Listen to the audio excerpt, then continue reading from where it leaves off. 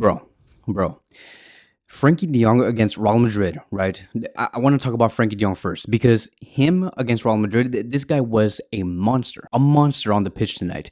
He played a total of 90 minutes. 90% of his passes were accurate. He had a total of 56 touches, which means that he was very involved. Had a total of 2 out of 2 successful dribbles, 2 out of 3 accurate long balls, 3 out of 3 tackles won. Like we're almost talking about 100% here. 3 recoveries, 3 interceptions, and 7 out of 10 ground duels won. This is a performance that I would say is probably makes him the most important midfielder for Xavi's Barcelona today, right now. Frankie de Jong, I think besides Pedri, Frankie is the most important one. I'm even like very close to even say that maybe Frankie de Jong at this point is more important than Pedri because Frankie de Jong again is simply a monster. You could not take the ball away from Frankie on this night, like at all. And we also have to like discuss and be very well aware where Frankie de Jong came from. We have to remember like the first 2 years when he first came in here, we're like, Frankie de Jong is a waste. Frankie de Jong is a waste of money. This guy does not fit at Barcelona. And now, today, Xavi has made Frankie de Jong as probably, again, the most important midfielder that Barcelona has today because of the way that he intercepts, the way that he recovers, the way that he defends, the way that he takes the ball, divides players, takes on so many lines, and gives Barcelona such an advantage. Now, Frankie de Jong was not the only player that really stood out. Like, we can talk about Marcos Alonso, we could talk about Frankie Kessie,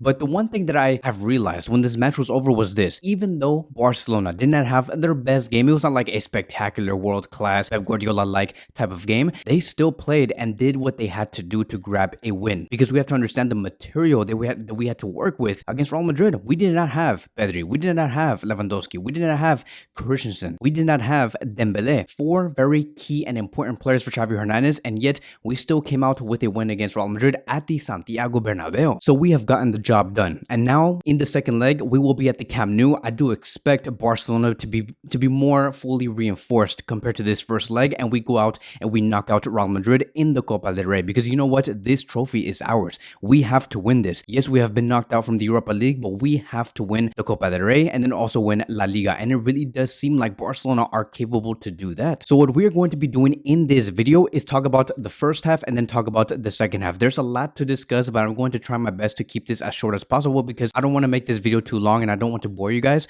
So we're going to be starting with the first half, and there's going to be a few key points. Point number 1, again, like I've said, Frankie de Jong was probably the most important player for this night.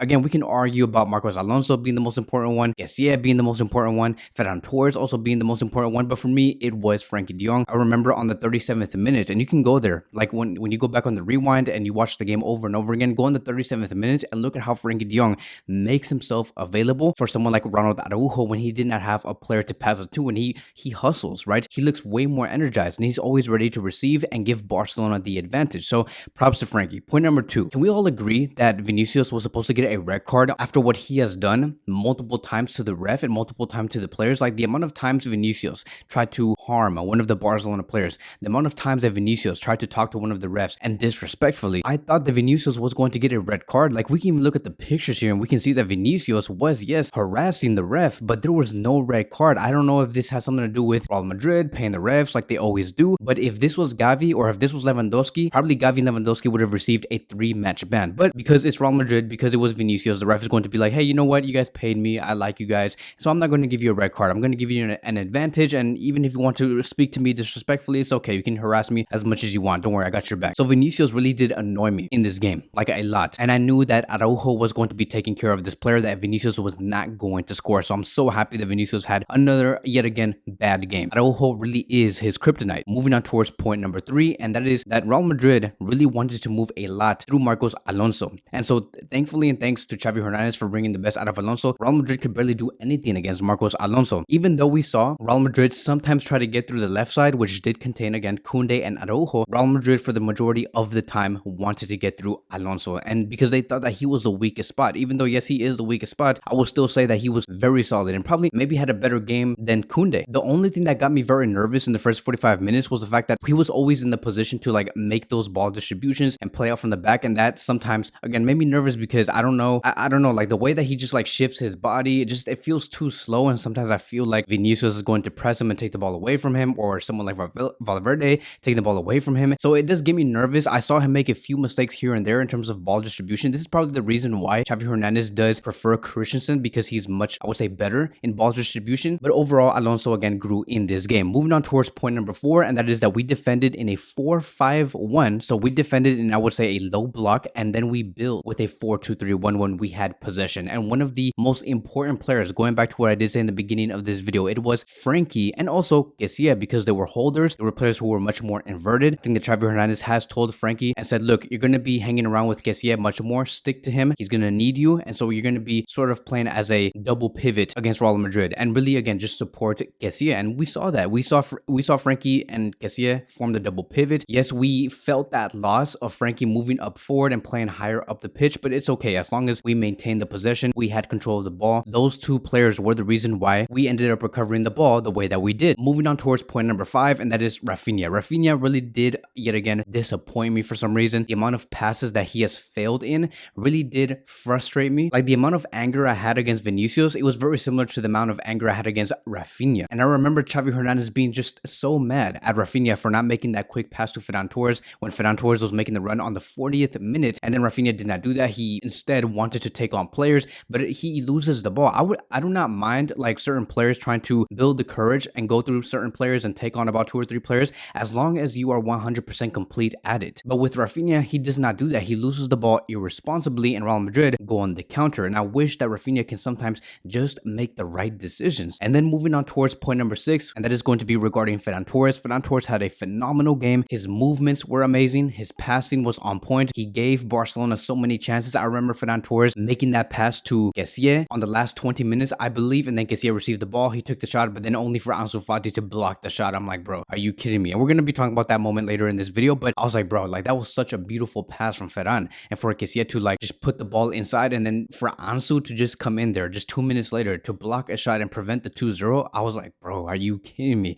Like, someone bring back Abde. I want Abde back so bad. So overall, in the first 45 minutes, Barcelona were not superior in shots compared to Real Madrid. They were not superior in inside and outside shots from the box. They were also not superior in passes and accurate passes. And the reason why is because Real Madrid simply had the better players, and Barcelona suffered because we lost our 4 players. But look, like I've said, Barcelona did what they could. They worked with their material, and they were able to surpass Real Madrid. Why? That is because Barcelona in the end can play much more as a collective. This is why I continue to say it's important for this club, for Barcelona, to continue to come with the philosophy of always play as a unit, always play as a collective, because you're going to be superior in the end in terms of the result. Does this make Barcelona bad? If we were to look at the stats compared to Real Madrid, no, Barcelona were solid for what they had. I really wished that Dembele, Lewandowski, and Pedri and Christensen were there. We could have probably won 3-0, maybe even 4-0, but hopefully next time. Barcelona gave a solid image on the pitch in terms of intensity. They pressed well. I do think that the effect of losing our 4 main players really did change the way Barcelona approached the match, because we had a very deep block when Real Madrid had the ball, and then we went on the counter. Very foreign to what we usually see from Barcelona. And so we go into the second half, and nothing has really changed. Xavi said we're going to continue with the exact same starting 11. I think that we have to continue with the deep block of a 4-5-1, and then attack on the counter with Ferran, Rafinha, Frenkie de Jong, and Kessie. And you can see that Real Madrid still tried to attack more. We can even look at the graph here. We can see that Real Madrid, if anything, attacked more in the second half. They had way more opportunities, but because of Barcelona and their great defensive strategy, they maintained Real Madrid so well. I think that what Xavi has really improved out of everything was Frenkie and Kessie, right, which is the double pivot and also the 4-man midfield. This guy really put in a lot of work on improving Barcelona's overall back line. But Barcelona saw a few outlets. Like, one of the reasons why we saw Rafinha and Araujo go up there is because we had the space to do so. But Araujo, every time he had the ball and he went into the final third on the right flank, no one was really there. And then when Rafinha also had the ball, like I've said, he was not that clinical. He lost possession a lot of times, and that is the reason why Xavi Hernandez did say, okay, I'm going to take out Rafinha. He just looks gassed. He looks tired, and we're going to put in Ansu Fati. And to be honest, it really did not change anything. Unfortunately, I wished that Ansu Fati scored in this game, but the biggest highlight that Ansu Fati had was for him to block the shot of Frank Kessie. And in the last 20 to 15 minutes, Barcelona had to play smart because Real Madrid had the possession. So we did things like Ter Stegen going on the ground, acting like if he was like badly injured, just wasting time. We also saw Alejandro Balde get into the head of Carvajal. Xavi Hernandez was also trying to punk Carvajal, which again resulted in wasting more time because we knew that we had to do something because Real Madrid were gaining momentum. And we did not know if this defense could maintain Real Madrid 100% of the time. So one of the ways that Barcelona tried to get out when they got the ball back and Real Madrid lost the ball in their own half was for Barcelona to have the ball, right? And then we had either Araujo or Koundé pass the ball to Marcos Alonso, or maybe even Frenkie de Jong or Kessie passing the ball to Marcos Alonso, and Alonso ended up being the main passer to take the ball out. We saw that numerous times. I don't know if you guys have noticed, but we saw that like about 6 to 7 times where Alonso was trying to kick the ball out and lend it towards either to Ferran Torres or Ansu Fati or whoever was there. And it made sense because Alonso is left-footed, which meant that the ball was going to go on our own left side, which basically meant that Real Madrid were going to end up seeing much less of the ball on their left side because that is where they had Vinicius, Cruz, and Benzema. And I knew that Xavi Hernandez did not want them to have the ball because they are the most dangerous. So we kept the ball away from that side and Barcelona played on their left side and Real Madrid had to take care and take away the ball on their right side. So this is going to be the conclusion. Yet again, Barcelona has showed they knew how to suffer. They were very organized at the back in the last 20 minutes. They grew into that game. I give props to Xavi Hernandez for working with the material that he had, right? Which is the main theme of this video. And I think that, like I've said, if Barcelona just had those players like Dembele, at the very least, if we had Dembele, we probably could have scored many more goals. This league and also the refs did as much as they could to get Real Madrid to equalize against Barcelona, like by giving Real Madrid 5 more minutes, plus maybe even another 2, maybe trying to call that potential handball inside the box, trying to do everything that they can to give Real Madrid a last minute penalty or a last minute chance in the last 7 minutes, post 90 minutes, just so Barcelona can end up conceding a goal. But they were not able to do so. They're going to go back to their homes, sad, frustrated, understanding what just happened, and that's on them. This is why Barcelona is the biggest club in the world, and we're going to go into that second leg and really pound Real Madrid from the back. So that will be wrapping up today's video. Thank you guys so much for watching, and I will see you guys in the next one.